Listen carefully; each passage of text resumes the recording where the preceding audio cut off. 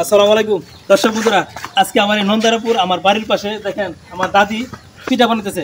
প্রতিদিন এইভাবে এই পিঠার ভর্তার সুনাম বয়ে আনার জন্য এলাকাবাসী অনেক দূর থেকে এই অটো গাড়ি দিয়ে প্রতিদিনই শত শত মানুষ এসে এখানে পিঠার জন্য ভিড় জমায়। আর এই পিঠা বেচার জন্য আমার দাদি খুবই ব্যস্ত হয়ে পড়ে। এখানে পিঠা নিতে হলে প্রায় আধা ঘন্টা 10 মিনিট 20 মিনিট লেট করতে হয়।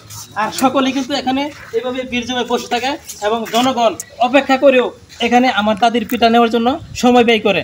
আসলে সুস্বাদু পিঠা এবং সুস্বাদু ভর্তার জন্য সকলেই কিন্তু ভালো জায়গা খুঁজে এবং ভালো পিঠার মানের স্থান খোঁজার জন্য আমাদের নন্দারামপুর আমার বাড়ির পাশে আমার দাদির যে পিঠা, এটা সুনামধন্য একটা এলাকা।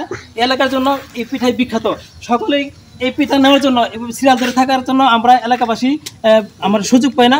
আমরা চাই দূর থেকে মানুষ এসে আর দাদির পিঠা বিক্রি করো।